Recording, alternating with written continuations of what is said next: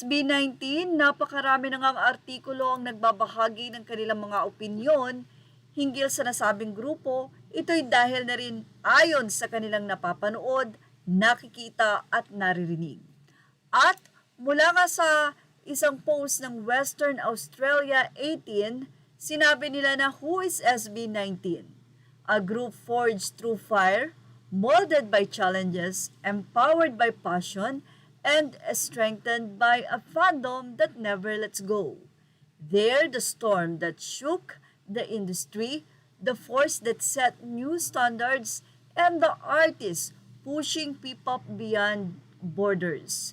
Every performance is a statement. Every song is a reminder. This is what it looks like when purpose meets power. SB19 isn't just rising.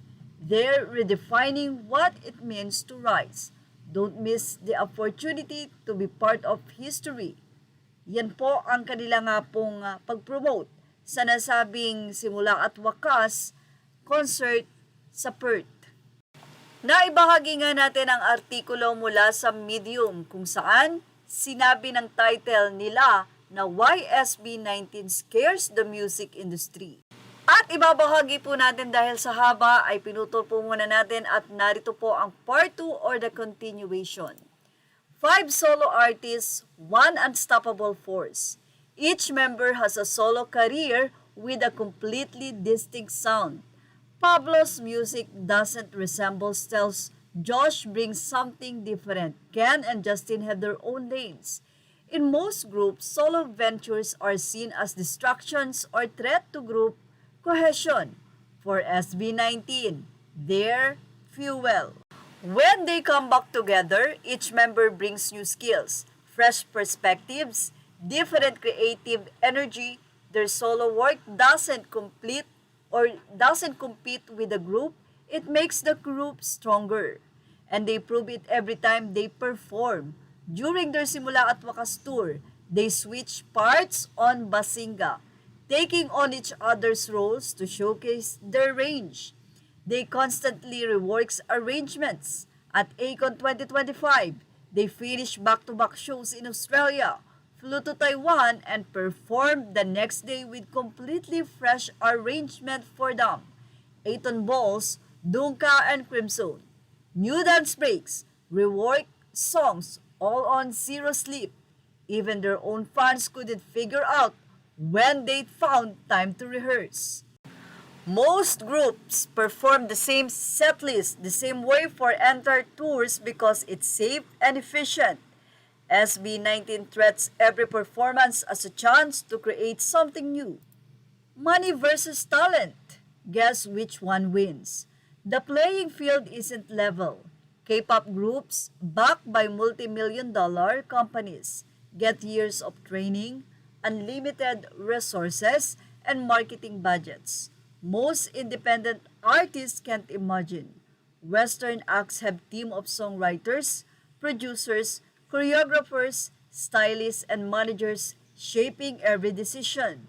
The industry rewards polish and production value, which means it rewards money. SB19 proves you don't need any of that to be exceptional. You need talent, work ethic, vision. The resources help, sure, but they're not the source of artistry. They're just resources. Grabe ang artikulo ng Medium na ito. Puntong-punto nila ang nasabi nga pong ginagawa ng SB19. Explain nila kung bakit nga ba iba talaga. Although hindi naman kinukumpara, pero hindi maiiwasan na makita ang pagkakaiba nila sa iba.